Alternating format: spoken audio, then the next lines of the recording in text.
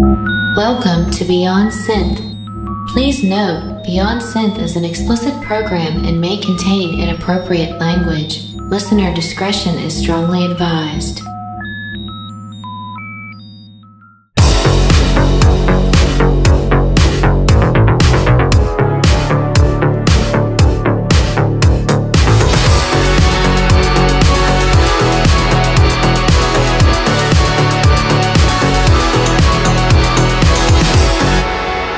Hey there, welcome to Beyond Synth. This is episode 137 of the best synth music chat show there is, and today on the show I am chatting with Maxthor, who I believe is my first guest from Spain.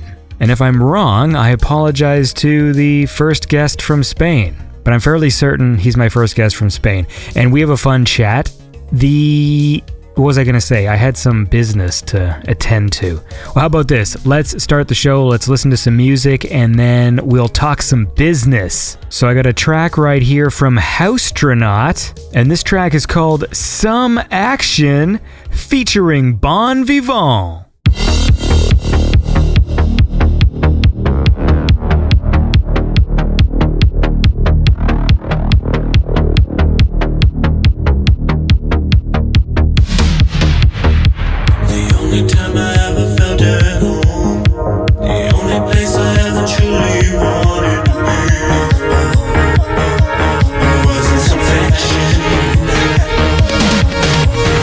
I've never been afraid to walk alone. The only thing I ever truly wanted from me was getting some action, baby, action.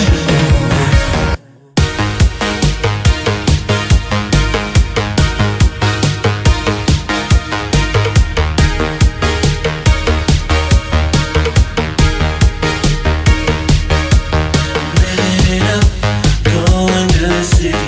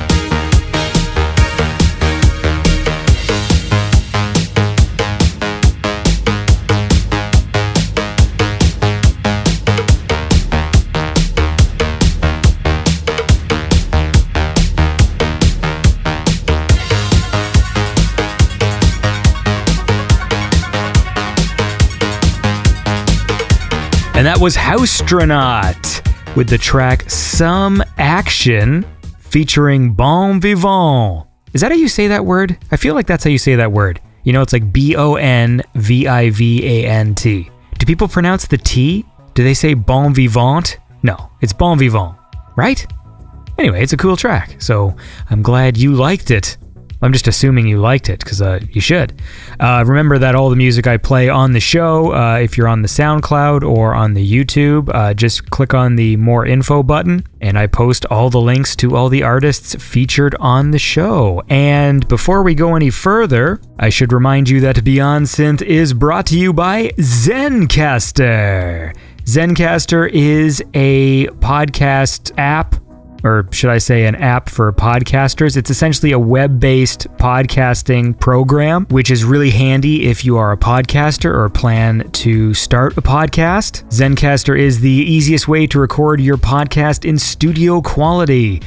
Basically how it works over the web. So you want to record interviews with the people, or just record you and your friends chatting, and if you're all in different locations, ZENCASTR streams audio at a higher resolution than things like Skype, and it automatically records the audio and then saves it to your Dropbox, so you have high quality audio files. It's really handy. I personally use ZENCASTR to record the conversations with the guests I do on the show, and it's a really useful and awesome program, especially, or I guess specifically if you are a podcaster. So check it out. It's zencastr.com. That's ZENCASTR.com. And if you use the promo code Beyond Synth, all one word, you can receive 20% off. So go do that. And I should also point out that this show is brought to you by Retrorevolutions. And Retrorevolutions is a cool YouTube page you should check out. He's a great sponsor of Beyond Synth. And, if you listen to the show, you've heard me talk about him before, but essentially he makes cool mods. He takes old consoles and rewires them and makes cool things out of them, including a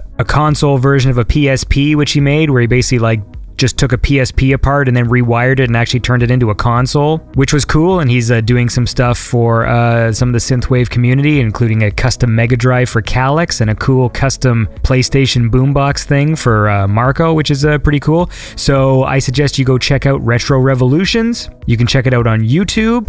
The Twitter is Retro Faith Games on Twitter.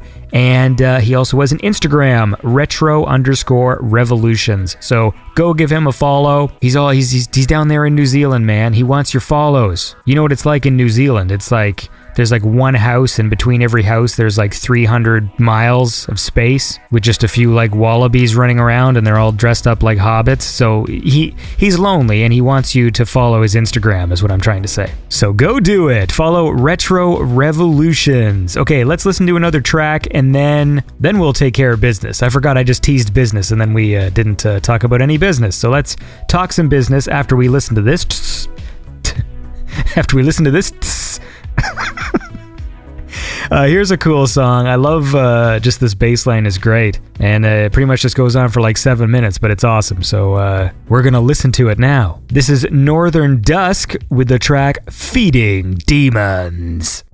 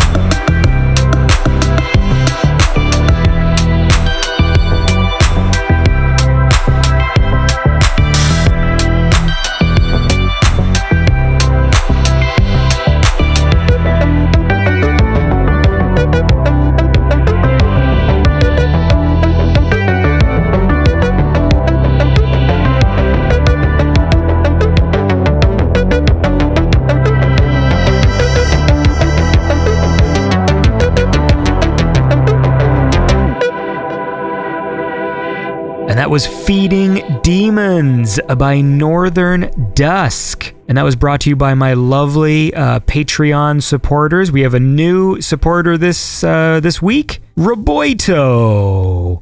Hey, Roboito, thank you for donating to Beyond Synth. You're cool, and I appreciate it. And of course, there's my lovely $25 Pattersons. There's Chris Dance, Gregorio Franco, Joey and Kendra, and Clint Dowling with the 2501. And of course, there's Jacob Wick with the 2288. There's Frank Skanicki with the 1987. Frank Skanicki says, "Don't eat meat. That's how he stays trim." And of course, there's Chris Lane with the 1111. And if you want to support Beyond Synth, go to patreon.com/Beyond Synth. Every little bit helps. And, if you're willing to support the show, it makes it so I can produce this show on a regular schedule. And that is, of course, the nature of today's business. If you don't follow me on Twitter, at Andy Last, or on Facebook,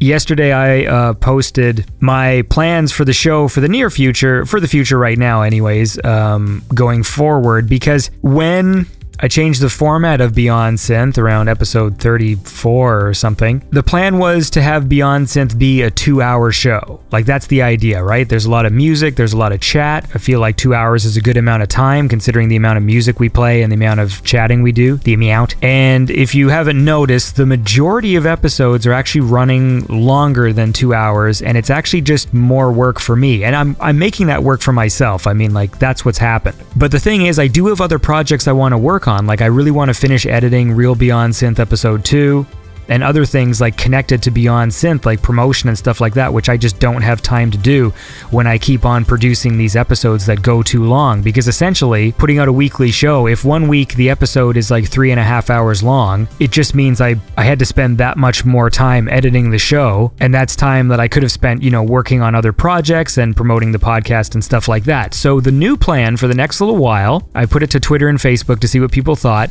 is I'm going to be doing an alternating schedule with Marco, Florence, and the guests. So the idea is this week, obviously I've got Maxthor on the show and we'll be chatting with him. And then next week we'll do Catching Up with Florence and Keeping it 80s with Marco Merrick. And so what we'll do is we'll have one episode where I do Marco and Florence, where we chat to Marco and Florence, because those segments have been becoming a lot longer. And of course, Florence Bullock is part of the show now too. And the shows are just getting so long when I have both of their segments and a guest interview in the same show, considering that the Marco segments and the Florence segments are basically like a full-length episode themselves. So that's the way we're going to do it for the next little while, and we'll just do an alternating schedule. So 1 week a new guest, next week we catch up with Marco and Florence, because those segments have been a lot of fun, and I think that way I can keep the shows on time. It's going to be easier for me to handle so that I can actually produce some of the other Beyond Synth stuff, which I want you guys to see. So that's what we're going to do for the next little while, and keep me posted and let me know what you think about that. But I think it should be okay. I think I like that system, so that's what we're going to do. And now what we're going to do is listen to another track. So here's a nice little short one here. This is Vetlemoe with the track Shore.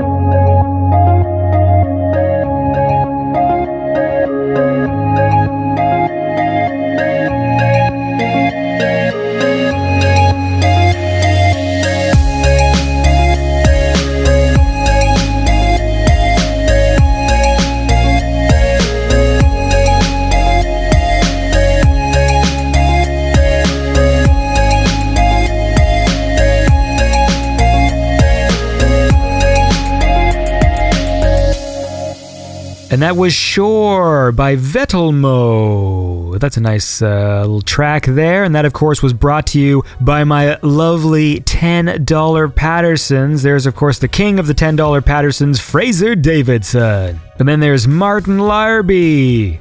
Wait, what? Ooh, looks like Martin Larby just upgraded his support for Beyond Synth. Good for you, buddy. Of course, I should post a picture because Martin got a Beyond Synth mug, and he took a nice dapper photo of himself holding the mug, which is what I like. When anyone gets a Beyond Synth mug, I like them to take a picture so I can put together at some time like a photo album of all the Beyond Synth listeners that are drinking out of Beyond Synth mugs. And then, of course, there's Hexenwork, Digital Dreams, Power Loader, Trevor Resnick, Poly Digital, Elias Garnier, Murat, Playmaker Media, Mike Shima, Ashley Keegan, Greg Smith, fucking Slunks, Joshua Evison, Willow, Winfield, and Colin Bennett. Thank you very much for your support, everybody. Like I said, go to patreon.com/BeyondSynth and you can join them. And I will read your name every week like a robot. And speaking of which, Trevor Resnick sent me a link and he told me to share it. And he told me he didn't want me to promote it, but I'm going to promote it anyways, you know, because he's been a real good supporter of Beyond Synth pretty much since the beginning. Ever since I started the Patreon, he's been there. And he said, go check out his artwork on artstation.com. So I'll repost this, but I'll also put a link in the show notes that you can check out. It looks cool. It's just this kind of demon skull thing. I guess ArtStation is a place where people, like digital artists, can post like 2D or 3D art, and people can check it out. I think it's just a way that people can, you know, practice and hone their skills and stuff. And so this is his fan art inspired by the heavy metal FAKK2. The hell is that? Is that a game? What is FAKK? Heavy metal. Anyway, it looks cool, so go check it out. Click on the link that I'm going to post in the show notes and you can see and maybe just support his art because he's been supporting Beyond Synth and it's the least I can do to help him out. I could tell you what the link is now, but it's weird. It's like artstation.com/artwork/lowercase w capital W capital N lowercase e capital Z. But it'll be a lot easier if I just post a link in the show notes. And please do that because that would be a nice thing. Check out his art and do whatever one does when somebody checks out someone's art. Anyway, let's listen to another song. This is a track by Color Theory. I was actually going to play a different Color Theory song today, and then he contacted me on Twitter and said he just made this new song and sent it to me, and I was like, oh, lucky timing for you, Color Theory, because I was going to play one anyways, but I just, I'll swap it out for his new track that he just sent me. This is In Motion by Color Theory.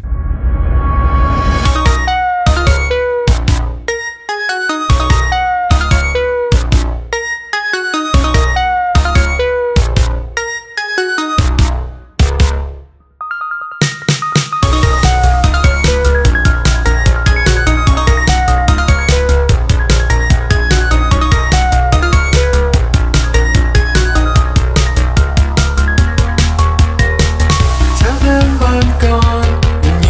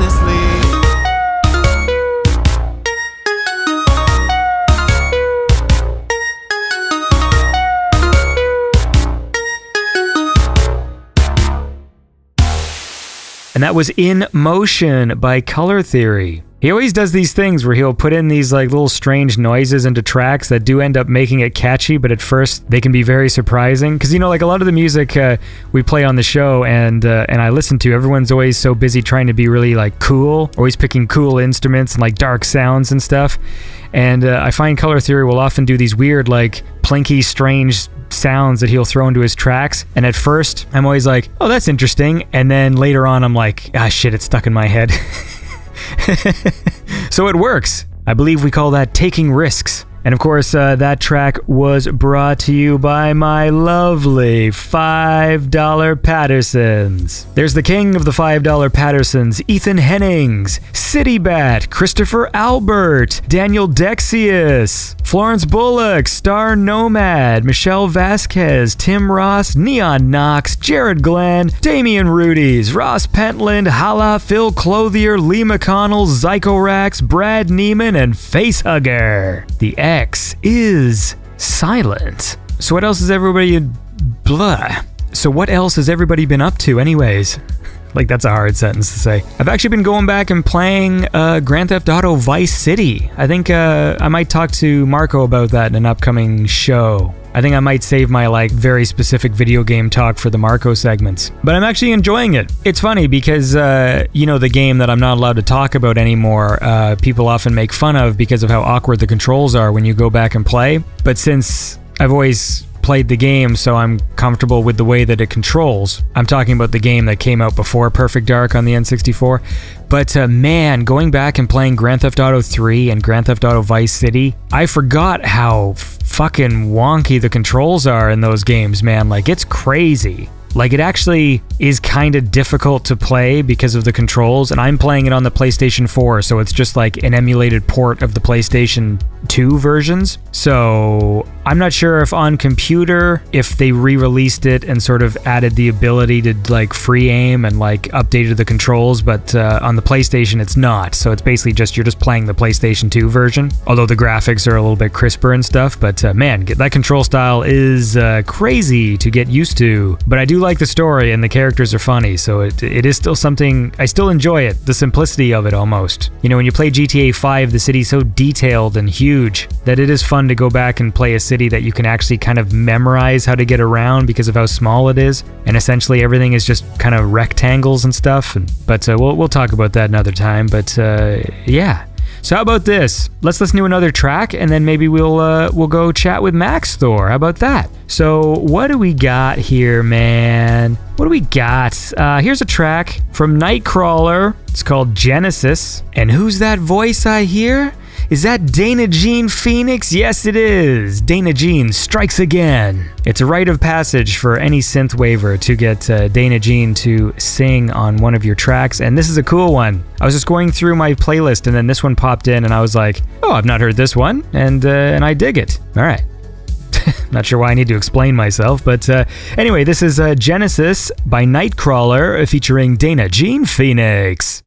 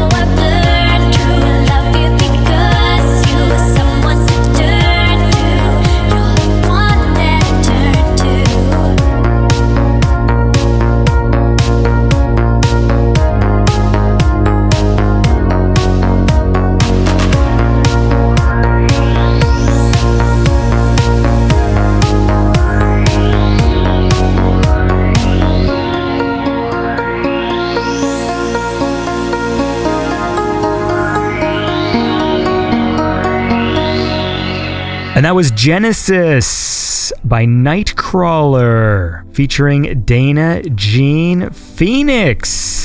And that was brought to you by my other $5 Pattersons. There's Marco Cranendonk, Corey Valentine, Timothy Pierce, Starlight Fisher, Barons of Santa Carla, Raul Pudd, Tristan Waits, Dana Jean Phoenix, she's a cool artist and a supporter, Stu M, Night Raptor, The Rosconian, Simon Norberg, Matthew Lister, Dougie Fresh, Bobby B, Cunning Corvid, Roman, Joe and Lando, and Kai. Thank you guys so much for your support. Oh shit, before we go to the interview, see, I almost forgot. You thought I almost forgot, didn't you? My Donation of the Beast friends. Of course, the Donation of the Beast is all the people who donate $6.66. And it's so special it gets its very own jingle. This is the Donation of the Beast.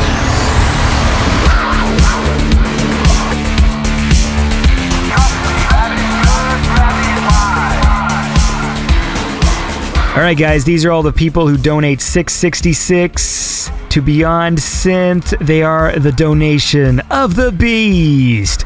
There's Street Cleaner, Orlando Rodriguez Neef, Moose Knox, Ken Giroux, Till Wild, Straylight, Carm, Blake Peterson, Lucas Ceballos, and Renton Brax. And because his donation falls between the Donation of the Beast and the $5 donors, I always forget to say it, but there's Polar Wildcat Studios with the donation of the $6.17. So thanks, buddy, for your support. Thank you all for supporting Beyond Synth. Don't forget, patreon.com/BeyondSynth. And now, let's go and chat with Maxthor.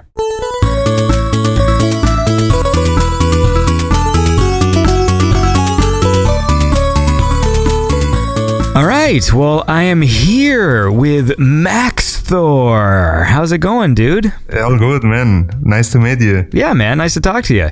So, first of all, where are you from? I'm from Spain. I live in the east of Spain, in a city called Alicante.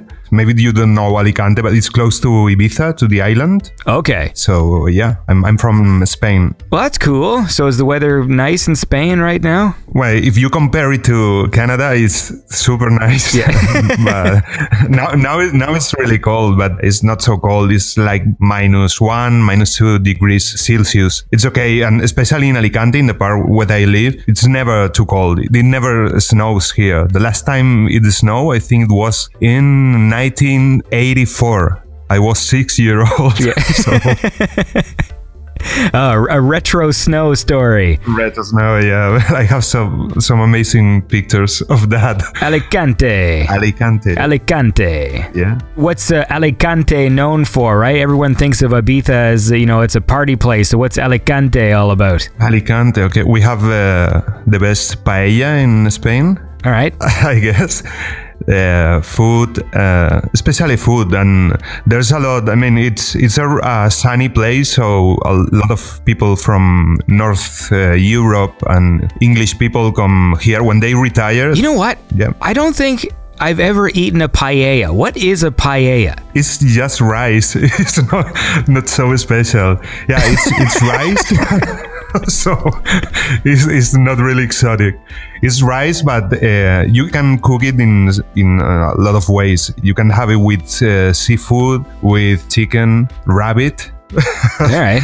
So it's just rice, but we use saffron to cook it. Okay. So it has like a yellowish color. Wait, maybe I have eaten paella.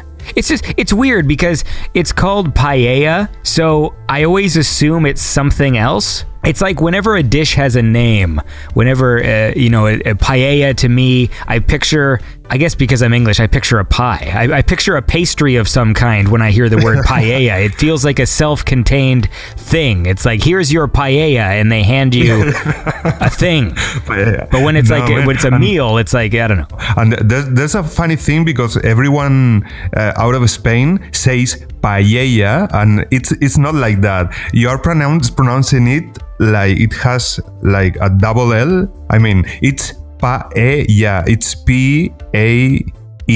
Oh, right, because so over there you pronounce your L's as sort of like a y sound. Yeah, it's. And so when we say paella, we're adding the yay. The first yay is wrong. Is that what you're saying? It's paella. Okay.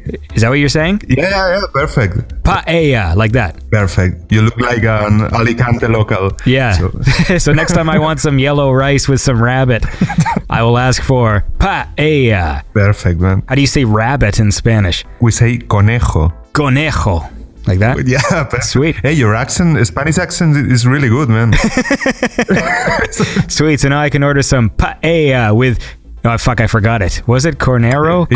You have to say paella con, that is with conejo. Conejo. Yeah. Paella con... Oh, no, I fucked it up. I said paella. All right, look, it takes me a while to learn this shit. Too many things to have in mind.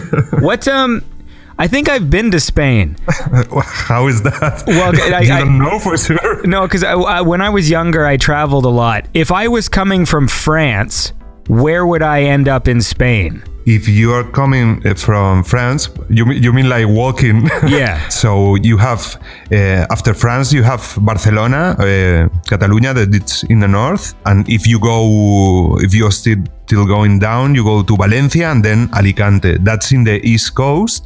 You have Madrid, the capital of Spain. It's just in the center of the country, and that's it. The closer to France is Catalonia, and you have the Basque country too, that it's in the north. Okay. I wonder, was I there? I'll have to ask my mom. I don't remember where I was. Yeah. I feel like Barcelona sounds familiar. Yeah, man. Maybe you have been to Alicante and you had some paella and you can remember it. Maybe. It's possible, and it's just like my brain blocked it. I don't know. Yeah, that's why you spell conejo so good. Yeah. Well, listen, man, we're gonna play some music here, some Maxthor tracks, and then we'll talk about it. Right. And we'll talk about life in Spain. I don't think I've had someone from Spain on the show. I don't think so. You might be my first Spanish guest. I think I've had people who said they were gonna go to Spain. I don't know if that's the same thing. Yeah. Well, there's a guy in Spain called NIGHTCRAWLER. Yes, I haven't had him on as a guest. Have I played NIGHTCRAWLER? I might have. Anyway, let's listen to some Maxthor. Who cares about him? NIGHTCRAWLER. So I'm the pioneer, the Spanish pioneer in your show. That's great. Okay, so here's a track that I dug, which is a cool song. It's one of my favorites from Maxthor. This is Black Fire by Maxthor.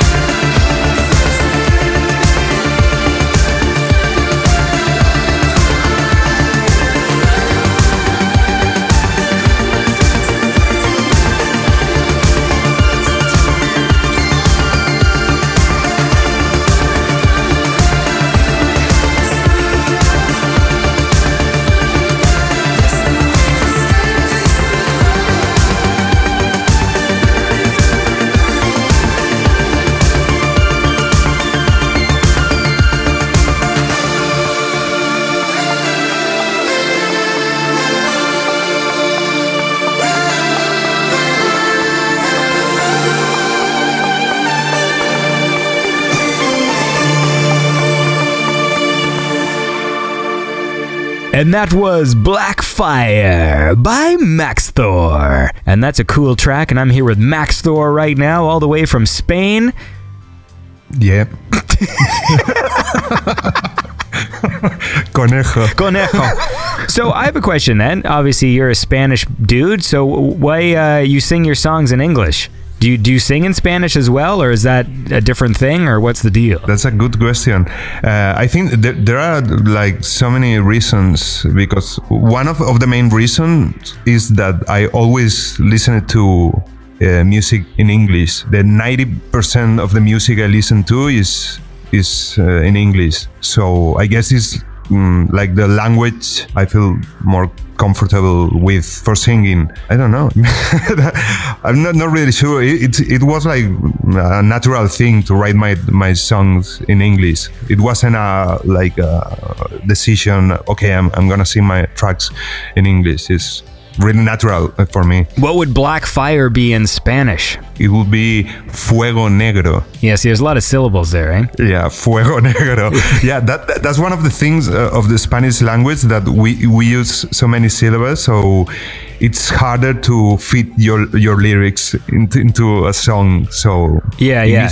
It's better for that. Yeah, that's interesting you say that, actually, because yeah, there's some English artists I know who do vocal tracks, and sometimes I'm trying to figure out the right amount of syllables for a catchy chorus, and I feel like it's like 3 to 5. It's funny because when people can come up, sometimes they put too many words in, and then the chorus doesn't flow as well. And when you can just have a nice punchy, a thing with just like a few words, it becomes more memorable. But I don't know if there's a science to how many syllables. Yeah, there is a science, actually.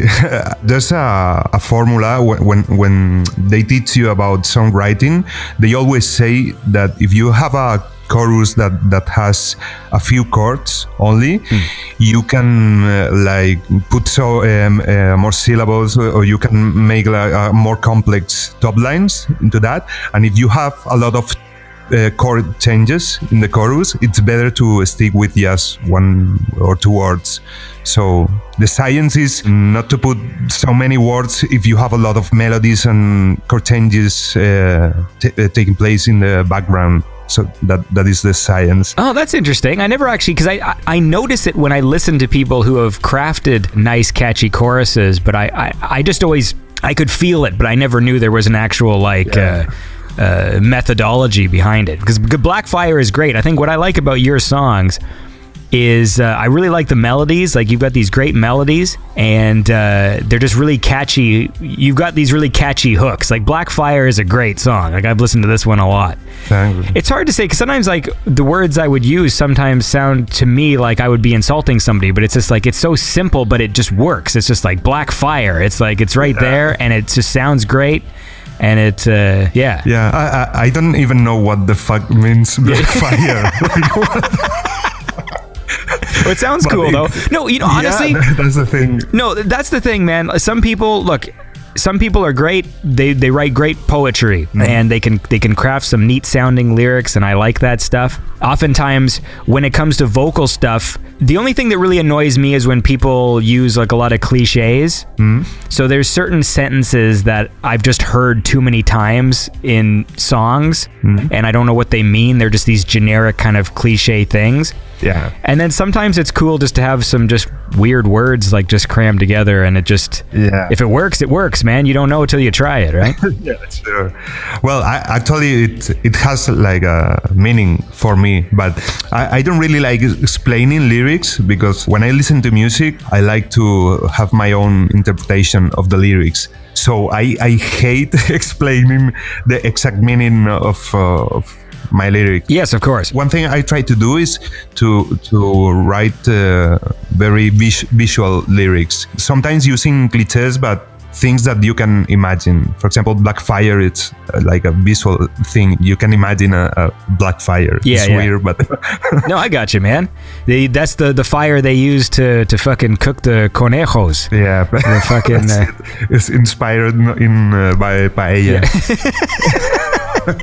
Yeah, but because you were talking about the science and formula behind songs, because I listen to a lot of mainstream music. I really love like pop music, or I don't know, artists like Taylor Swift, that kind of music. Sure. And they have a lot of there are a lot of strategies and formulas behind that sound. So I guess when I write music, I apply unconsciously some of that formulas. Yeah. No, it makes sense. I mean, like, whenever I say I don't like pop music, I'm not one of those people who's like some angry nerd. It's like, or angry old man. It's like sometimes there's things on the radio that annoy me, but it's more because it's impersonal. Yeah, sure. You know, it's like there's lots of these songs that are written by these pop stars that you just feel like, oh, like a boardroom wrote this song. You know what I mean? Like, they know we have to target like these little girls, so like we're gonna throw in these keywords, and we also got to sell some sneakers.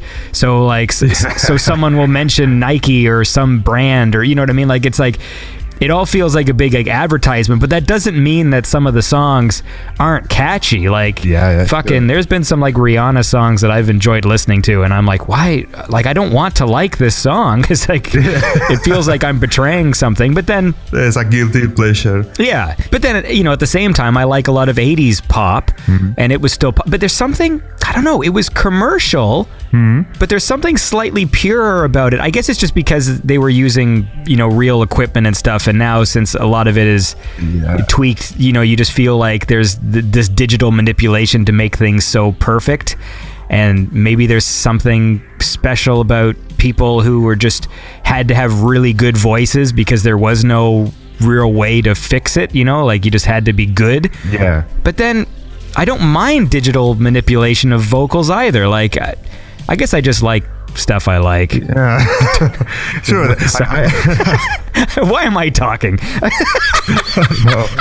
No, but that makes sense, man. No, but I think one thing that happens with the 80s pop is that they took risk, and it's really risky. And now there are a few people taking risk, but in the 80s, some tracks are like really original. Like, man, no one has done this before, and that was the great thing, like to take risk. But there are really good pop producers right now. Do you know a guy that is called Max Martin? Or is he one of those people who's behind the scenes who like writes songs for everybody? Yeah, that guy is 90% of the number one tracks on the billboards. It's written by that guy, and it's a Swedish guy that is called Max Martin, and he played in a glam metal band in the 90s. So he puts that influence into the songs, and he writes songs for Taylor Swift, Bon Jovi, the Bon Jovi track. Man, what is the name? You're not gonna. I'm not gonna pull this one.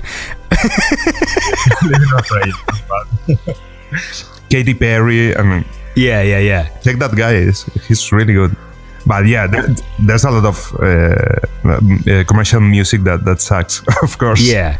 Well, but I'll tell you what doesn't suck, some Maxthor, and we're going to listen to another track. This is another one I really dug. This was the one you did on the Summoner soundtrack. It's called Buried Deep Inside by Maxthor.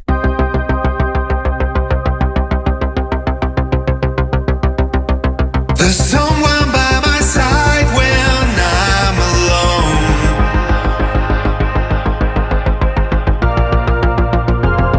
A shadow fills the room and then is gone.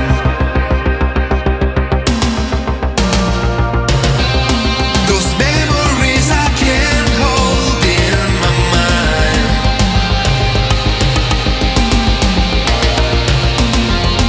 The walls folding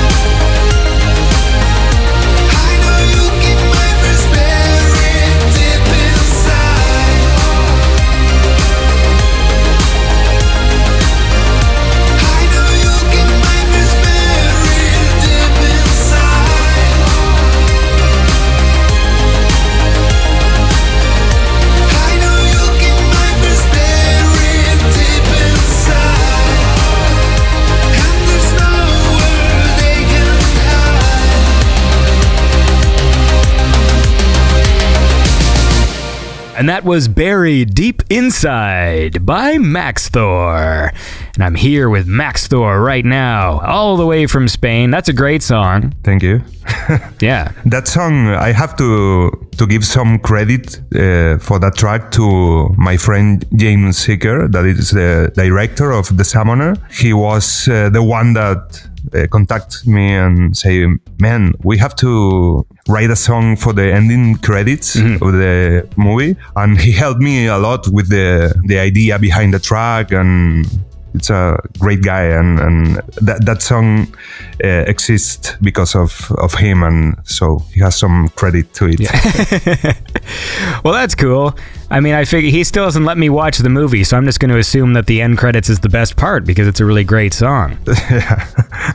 Yeah, I wanted the track to sound like that, like the typical 80s track, that sound, and at the end when the credits are rolling.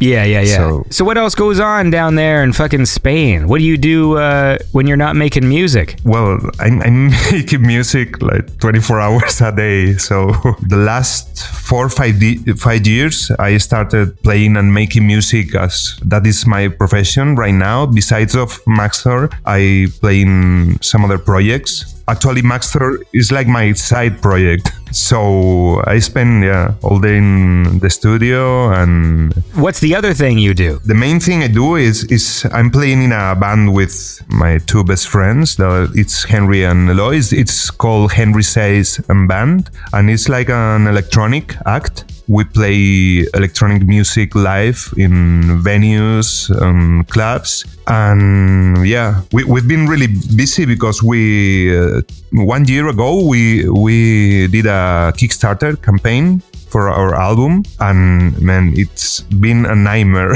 because we are doing an album plus a movie that it's like a documentary about how the music of the album was made. We are still editing the movie now. It's coming out on March. But yeah, that's my main project. We've been playing in Canada, in Toronto. Like, we've been there 2 times, I think, playing with the live show. So okay, so what's the name of what's the genre of it? Like, you say it's electronic, but like... Yeah, it's electronic. The thing is like electronic dance music. We are playing electronic music, but also we are playing guitars. We have a live singer. So it's a mix between electronic and some analogic instruments. Wait, so what's this called? Hold on, let me look this up. It's called Henry Saiz.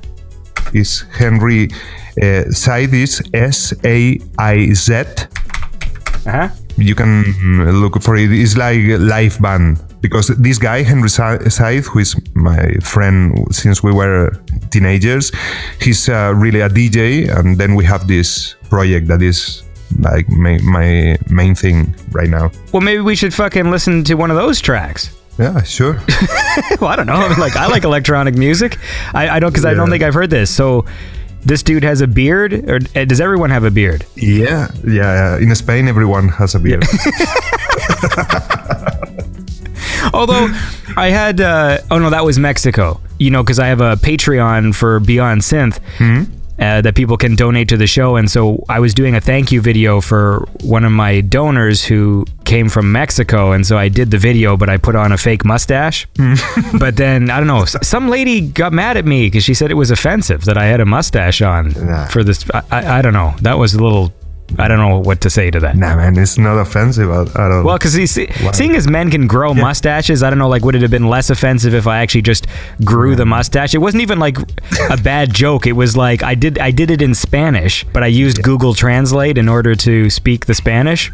So like it just sounded ridiculous, and I just put on this fake mustache and spoke like horrible Spanish, and it was a joke. Like, it was meant to be funny, and like... Yeah, sure, man. Yeah. Like, people get offended like easily, so don't worry. Yeah. No.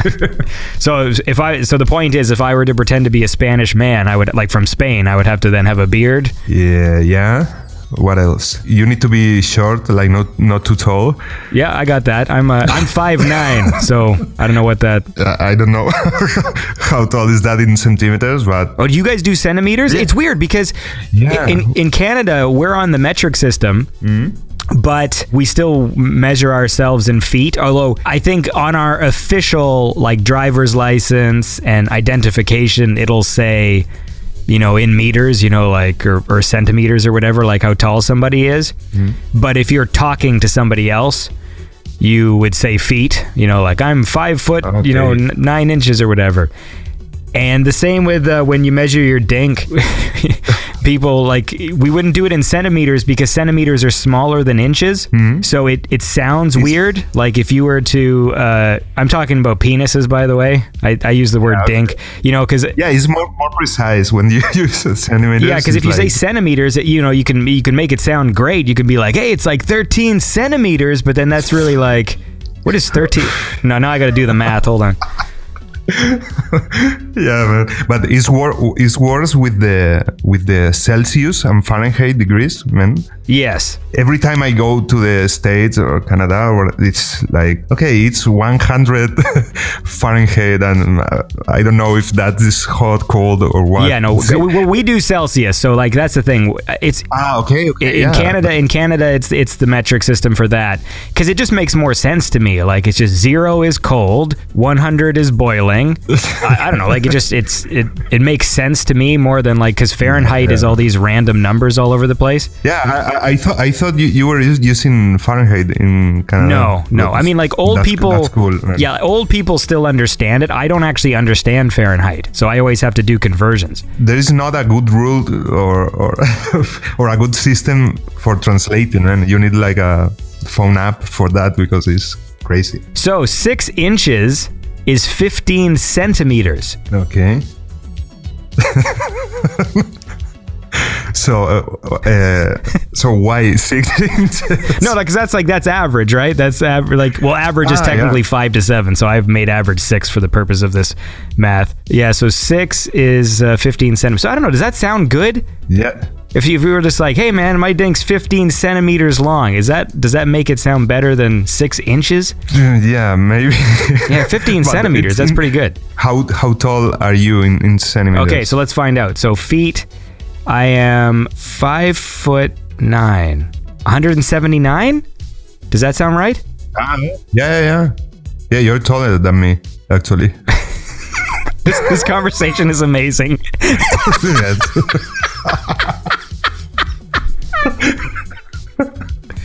What is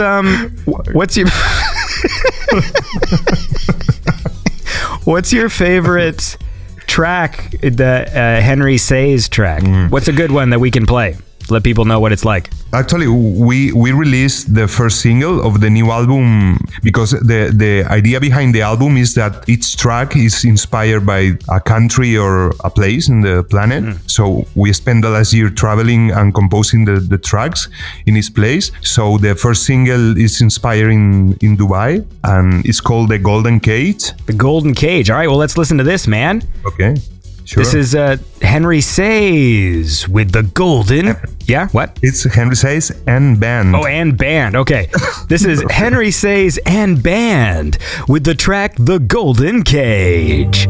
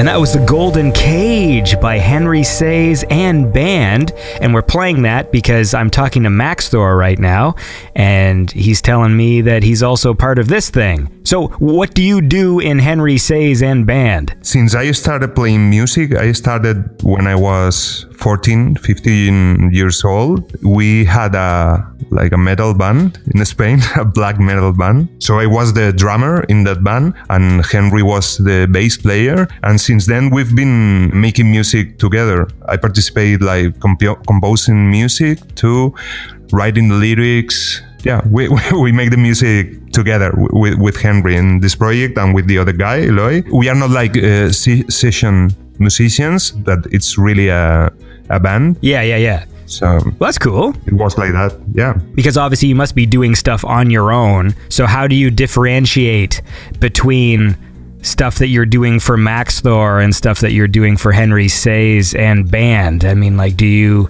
come up with an idea, and then if he doesn't like it, you go like, well, I still like this idea, so I'm going to use it for me? Like, how does it work? Yeah, it depends, because the style is really different. The thing is, beside that project, we have some another different projects.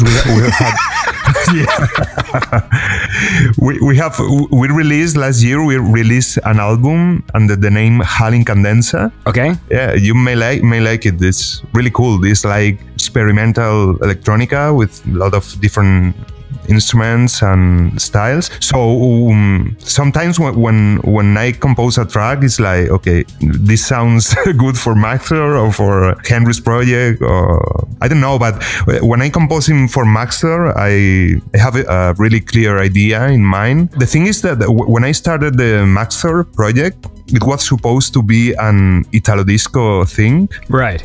Which guy are you? Because I'm looking at the the Henry Saiz and band Facebook. So are you the guy on the right or the left? I'm assuming Henry is the middle guy. Which picture are you looking at? Well, there's a dude in the middle with a beard who's got kind of like gray in it. That's Henry? Yeah. The tallest guy is on the right. Yeah, that's me. But it's not because I'm the tallest guy. It's because we took that picture like separately. Oh, okay, and they gotcha. put me on the top, but I'm actually the shortest guy on the band. Was it you who did this picture and purposely made yourself the tallest guy? No, it was a friend of us. Yeah. But yeah, I'm the guy looking at the right. All right, man. Well, that's cool. You guys look like a bunch of cool guys. Yeah.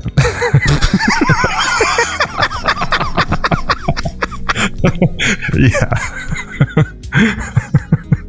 Why? I'm not going to elaborate. I'm fine with what I just said. So how you feeling today, man? Like, did you have a good holiday? Yeah, well, we've been working these holidays because we are finishing this movie thing. But yeah, I spent my holidays with my family here. It was great. Do people from Spain go to Ibiza? Like, is that a thing people from Spain do, or is that mostly for tourists? Yeah, people from Spain go there because it's really cheap. You can take like a ship or fly to Ibiza, and it's not expensive. But especially the people that goes there, that visit Ibiza, is a lot of British people, Italian people. But I don't really like going to Ibiza, man. It has changed a lot in the last years. Right. At the beginning, Ibiza was like a really hippie thing. In the 70s, 80s, when the guys from Pink Floyd used to go there to get inspired. Now it's all about money and like VIP thing on the clubs. So, right. Yeah, no, I got you. What was the thing then when you were young, growing up and like watching TV and stuff? Like, did you get a lot of like import television, or did you watch a lot of like Spanish things? Like, what was the cool stuff that the kids were into? We had a really good TV shows in Spain in the 80s. There were like some shows, like kids shows in Spain that were really interesting. Like if you watch that shows now, they look like they are made for adult people. So is there like a lot of like ladies walking around with bikinis and stuff? Yeah, kind of. And no, but they had like really cool bands playing live in that show. Okay. And it was like man, I was watching this when I was a kid. But of course, the most popular films in Spain in that age were from the States. Films like Back to the Future, Ghostbusters. That was like the main thing here. I always liked those whenever I would go over to Europe, because they have a different philosophy when it comes to like sexual content. Like, you know, you could see ladies with their boobs on television, like in commercials and stuff when I was in France. Yeah.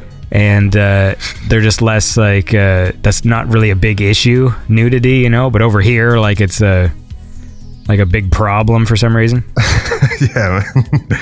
In Spain, I think it was at the end of the 80s, it was like a huge thing that nowadays they still, every Christmas they remember it, because do you know this girl that sings like Italo disco that is called Sabrina? Does she have the music video where you just see her boobs? Yeah, that one. Yeah. With the track.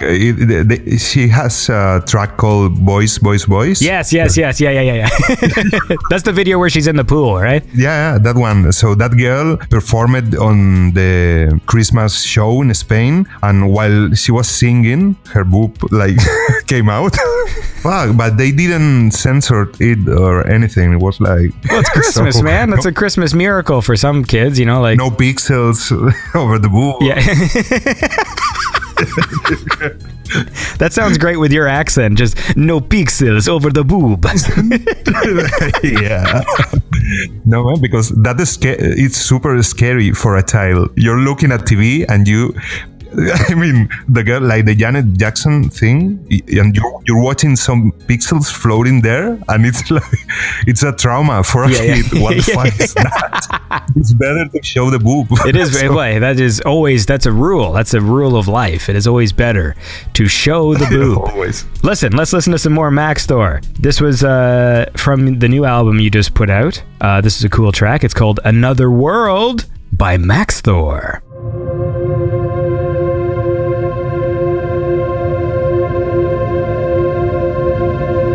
We are living in a computer-programmed reality, and the only clue we have to it is when some variable is changed, some alteration in our reality occurs.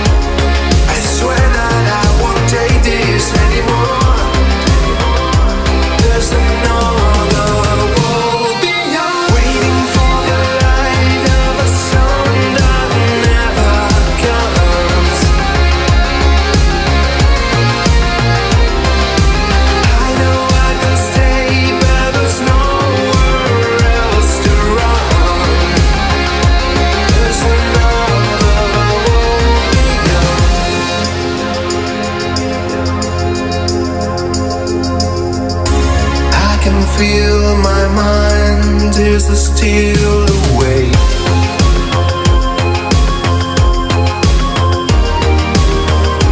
I am like a storm that's about to break.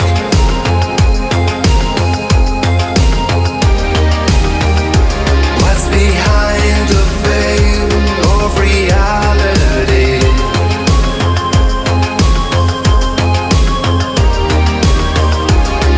The secret burns deep inside of me. Every struggle is in vain. They call my name, ignore. Everything's turning around. I swear that I won't take this anymore. There's another road beyond.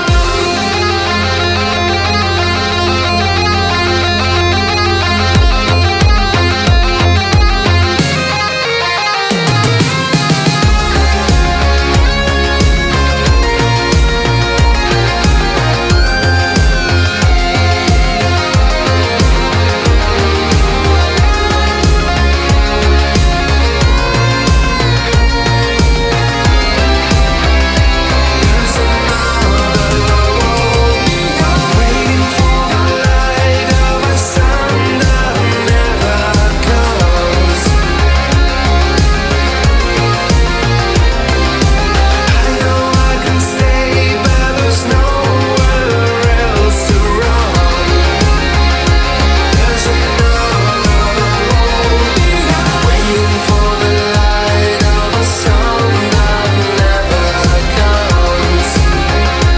There's another road beyond. I know I can stay, but there's nowhere else to run. There's another road beyond.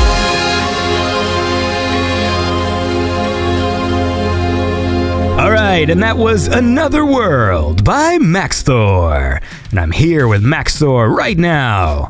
We were just talking about boobs. Ah, yeah, and pixels. Boobs and pixels. Or pixels. That'd be a good title for an album. Yeah, I can imagine the album cover too. I feel like that image is always in my head, but it's all good. So what's your setup like, man? Like where you make the music? Do you have like a nice little studio? I mean, what do you use to make the tunes? I mainly work with Ableton Live. I have some instruments too. I like to use some VST or plugins, but I also like to include like real instruments like guitars. I have an electric guitar, an acoustic guitar, a saxophone too. In the last album, Another World, I think there are like 3 tracks where I use the saxophone, also my mic for the vocals. So yeah, it's basically a home studio with nothing too special. Do you know how to play saxophone, or did you pick one up and try and figure it out? It's not my main instrument. Yeah, the thing is, I started playing, but just for fun. I'm not really good at it, but I know how to make it sound. So if I practice a solo a lot, I can record some solos, but I wouldn't dare to play it live. How much is a saxophone? Are those expensive instruments? No, man, but you can find really cheap saxophone. This one was like less than 200 euros. Okay. Yeah, it's just for learning. You can find like some really expensive saxophones, but instruments are way cheaper now than some years ago. That's another interesting topic. I should buy a saxophone as a joke. I think I should just have one, like as a joke, just to be in the background. Yeah. And then be able to play like just one song really well on it and just bring it out. Because like if people saw me playing a saxophone, it would just be the most ridiculous image. Yeah, man. But that's the thing. It's a really beautiful instrument. When I got my saxophone, actually it was a present from my friend Henry. It was like, okay, it doesn't matter if I never learn to play this because I want to just have it. It's beautiful. There's so many parts and it's really complex how they build a saxophone. You should just put it in a frame and then like hang it on the wall. Yeah. Sure. Yeah. I even had I had a violin too, but I tried to learn violin for 1 month, and it sounded like so finally. Yeah, violin is an instrument, man. That is a tricky one. When people know how to do it, it sounds great, and I feel like up until the moment where you can play, it just sounds like horrible. Yeah, I think it's the harder one to learn violin, because just making a violin sound, like producing a musical note, is really difficult. It's really difficult. I don't think I've ever even tried. I've never tried. Yeah, it's gonna sound like yes, that. A friend of mine's brother played violin when we were younger, and you could hear him like practicing upstairs, and it's not a fun one to listen to. Someone practice. Yeah, it's like he's scratching a wall or something like that. It's yeah, or like the sound of small animals being murdered or something. You know, like it's a it's an interesting sound when it's not doing the good stuff. Yeah. So a typical day, Maxthor, he wakes up. Yeah. Do you have a coffee or tea? Coffee. Oh, yeah. That's first thing I do is taking a coffee. I'm taking a coffee right now, by the way. Besides making music in my studio, I have a lot of ladies office work. No way, like answering to emails. We also have a radio show here in Spain that is called El Laberinto, like the labyrinth, and it's on national radio every week.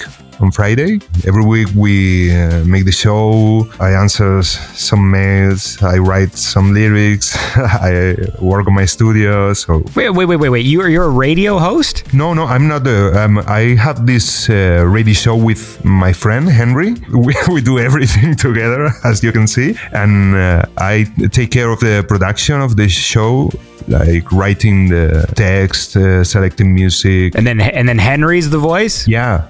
He's the voice. Yeah. But you got a cool voice. Do you ever talk on there? Like you got a nice deep sounding voice. It's better than mine. No way.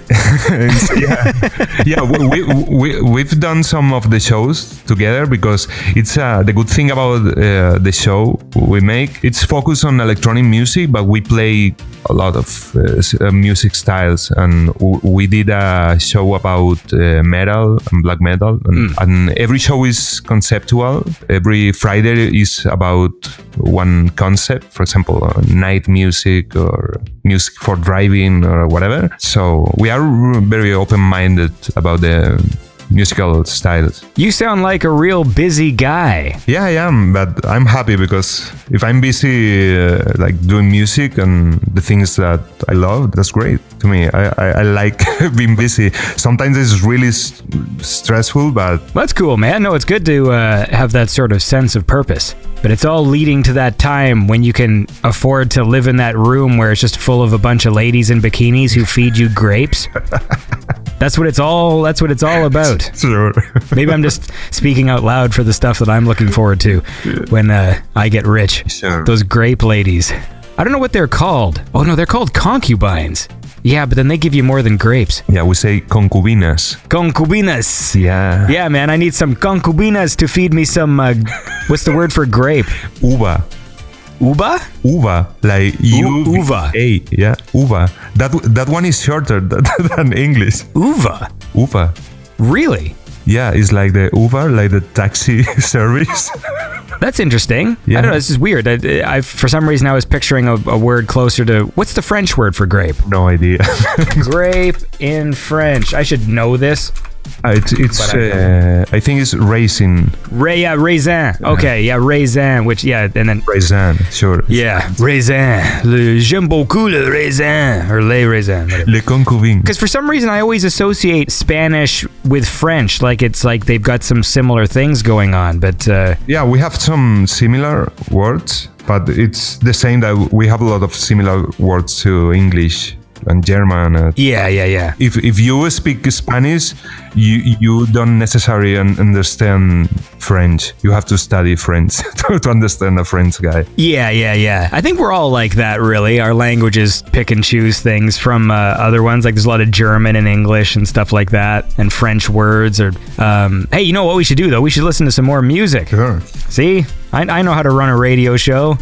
I know what I'm doing. I don't know what I'm doing. All right, here's a cool track. This one's called Set Your Wheels on Fire by Maxthor.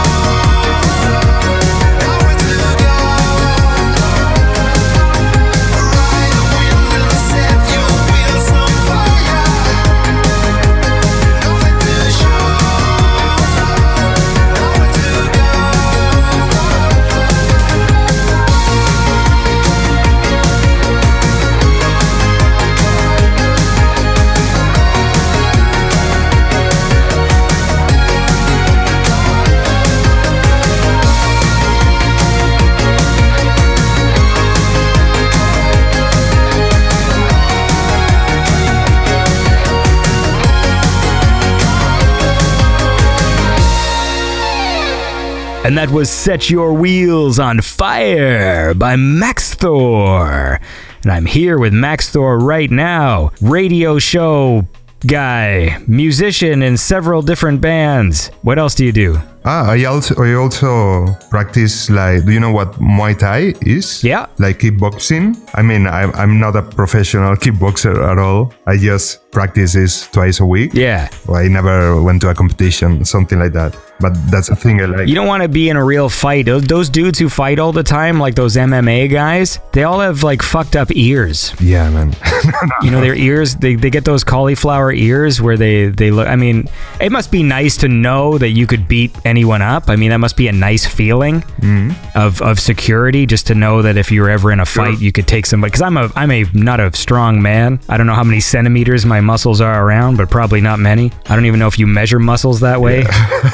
In centimeters. You would measure my muscles in centimeters. But it's not about strength, man. I can tell you when I've been practicing with some guys and you look at the guy and he's like a slim guy and then the technique is everything. He does a sweep kick. Is that the thing? He's gonna kick your legs out? Yeah, of course. You have a good technique that is better than strength. You can knock out a huge guy if you know the technique and if he doesn't know anything about fighting. That's the thing too, because I've always noticed in my personal life, if I was ever like in, you know, physical confrontation with a person who is like just some huge guy, I just shoot him. Yeah, that's a good strategy. Yeah, man, like just pull out this old fucking revolver and then just shoot him dead. And that's how I've gone through my life. I'm a murderer.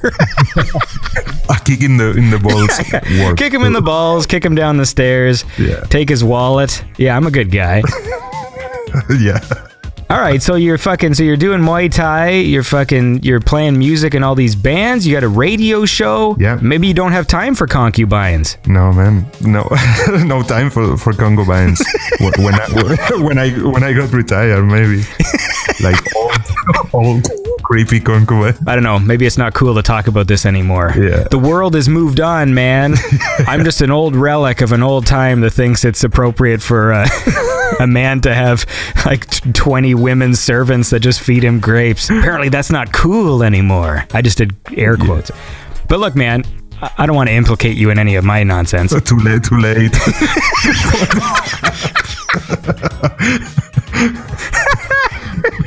Stupid. So how did you land on the sound then for Maxthor? Because it's funny, like when I listen to your music, it's kind of disco-y to me. Like there's like a lot of like sort of like disco elements. I almost picture if I was making like a new version of Scarface, this would be like the music that's like playing in the clubs and stuff. I don't know about the sound and the style of Maxthor. The thing is, when I started the project, I have this Italo disco thing in mind, but that was just the idea I had. And then I started mixing like some influence. I really like 80s rock music, like Ronnie James Dio, Europe, that kind of things. So I wanted to mix that electronic part with the rock attitude. I think that mix defines like the Maxthor's sound. Yeah, fair enough. Well, I mean, it is cool music. Like I do dig it, and I just like the melodies, man. Like they're just really catchy. I like catchy songs. That's what I like. Yeah, great. Man. Yeah, I love melodies, man. My main instrument is the drums, really. But what I love the most of making music is melodies, like vocal melodies, solos. I really enjoy like composing the melodies, the chord progressions. That's what I like the most. About the last track you played, the Set Your Wheels on Fire. Have you seen a movie, an 80s movie about the skateboarding called Thrashing? No, I've never watched Thrashing. Wow, man. It's my favorite 80s movie. So because that track was inspired by that movie. It's great, man. I watched that movie like 1,000 times. It's amazing. You should watch it, man. Yeah, I'll watch the trailer. I'm not even sure I know what that movie is. The main character is played by a really popular actor. I can't remember the name, man. I remember the name of the character, that is Corey Webster. The opening track was by Meatloaf. both? Here we are. It's Josh Brolin Ah, okay, just Brolin. as Corey Webster. Corey Webster, yeah. Two skateboarding gangs battle each other for supremacy, and a member of one gang falls in love with the sister of his rival. Yeah. Ooh. That's a really, really good resume of the movie. And it's just that, but it's amazing. Because in that time, I used to skateboard a lot. I remember watching that movie when I was younger. And then taking my skateboard, and it's great. I watch it like a lot of times. The movie, I really recommend it. I'm just looking at the poster. The tagline is hot, reckless, totally insane, thrashing. Yeah, it's more than that. Well, that's cool. What was the skating scene like in Spain when you were young? It was huge, man. There were a lot of people practicing skateboarding. So, and I really love it. I remember I spent like 2-3 years of my life just skateboarding all day. It was super fun. You didn't hurt yourself? Yeah, a few times, but It's funny because I just recorded a show with Sung, who is a synthwave musician in France, and he's a big skater. And he was like going through the list of all the injuries he got until he had to slow down. That sport'll hurt you. yeah, man, I really like his music. It's really good. Yeah, no, he makes cool tunes, man. I didn't know his friends, man. Yeah, he lives in Paris, France. Paris. Yeah. Well, listen, how about this? Let's listen to another track and then maybe we can wind this down. Is that cool? Okay, yeah, sure. I want to play, I think this was my favorite track from the new album. This is a track called Hunters by Maxthor.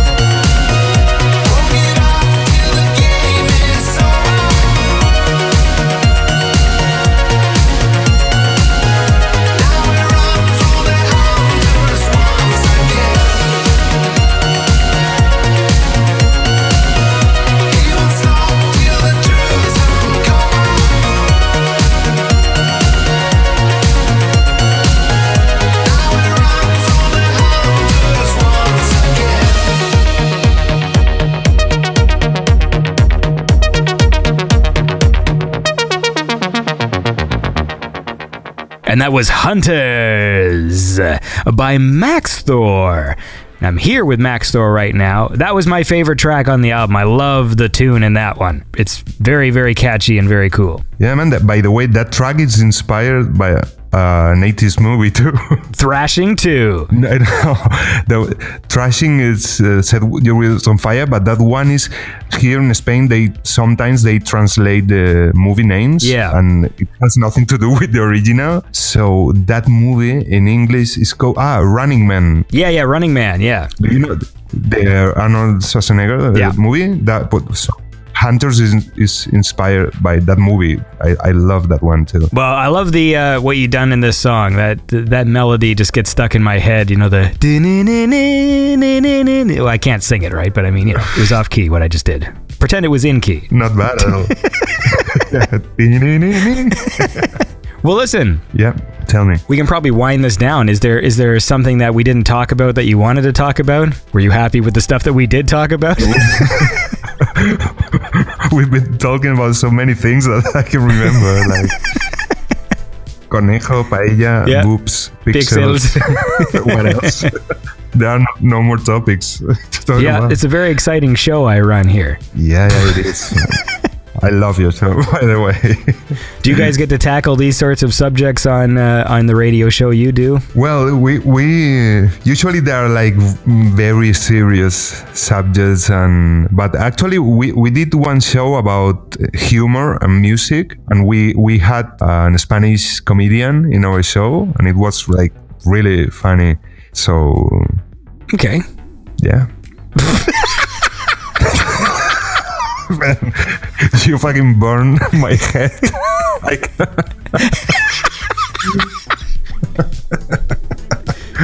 I don't know what I'm talking about. That's anymore. okay. My show has that effect on people. I think sometimes, you know, people, they come on the show getting ready to talk about music, and then all of a sudden, like halfway through, it's just like, wait, we're talking about like measuring dinks and like pixelated fucking boobs, and then like people's brains shut off. Yeah, that's the great thing about your show, man. But listen, dude, it was fun chatting with you. Yes. And it was nice to meet you. And I enjoy Maxthor's music. I like it a lot. It's cool stuff. Thanks, man. It's been a pleasure talking to you. Really funny. So I wish we could do this like every week because it's super fun. It's a lot of work, though. That's the thing. I would love to do this show all the time, but I would need a lot more money for that. Yeah, man. I need to find some old rich lady. Yeah, that's a good strategy. You know, there's apparently these rich people that just fucking give their money because they just have to. Yeah. They'll just spend it on dumb shit. And I'm just like, just fucking spend it on me, but I don't know where the hell to find them. There's got to be some old lady out there who just, you know, she just wants to be a part of something. I don't know why I keep saying old lady, because I feel like I have to seduce her or something. Maybe you can find one on Patreon. I don't get the impression that old ladies understand what Patreon is.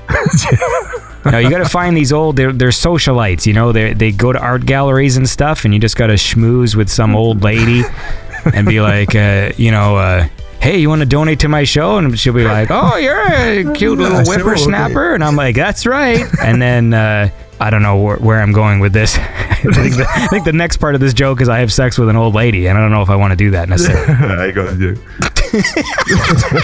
Yeah. But listen, the bottom line is this. It was good talking to you. Thanks, man. And I hope you have a lovely day in Spain, and keep up the good work. And if you guys ever come back to Toronto, fucking swing by the house, man. Yeah, man, I'll let you know. I guess we'll go after March when we release the new album. We will start touring. So I guess we'll be there during this year for sure. We always play in Toronto and Montreal. We will go there this year. So I'll let you know for sure. Awesome. Well, listen. You have a lovely day, and we'll talk to you soon. Yeah, sure. Speak soon, and thanks for having me on the show, man. It's been a pleasure.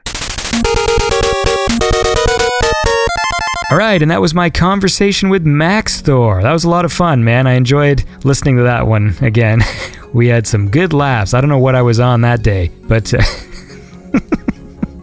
It was a good time. So thank you all for listening to the show. Tune in next week where we'll catch up with Marco and Florence. We'll see what movies Florence has been watching. We'll see what games Marco's been playing, man. We'll have a good old time and listen to lots of awesome music. And that's all I gotta say. Don't forget, this is the best synth music chat show there is, man. If you dig it, share it with people. I know that's a weird thing to say, like, in the 6th year of doing this show. But honestly, like, you know, if you think the show is cool, share it, you know? It helps out. I was just about to say it helps out me. It helps out me. I'm terrible at promotion, and I hardly have any time to do it. So, you know, if you dig Beyond Synth, and share the love, man. Post her on Twitter or Instagram or wherever you go, and I don't know. I mean, I say it now, but I know anyone who listens to this, and if you post it, they're going to be like, why the fuck did you post that? But man, you got to take the risk. You got to share the love. Anyway, I'll talk to you guys next week on Beyond Synth. Tune in or tune out, motherfuckers. I don't know. No, don't tune out. That's a terrible catchphrase. I need you here. Because without you, I don't know what I would do. Maybe I'd become like a master chef or something. Why is this still going? Alright, bye-bye. Thanks for listening. This was Beyond Synth. No more show today. Now shut up, the robot lady's got something to say.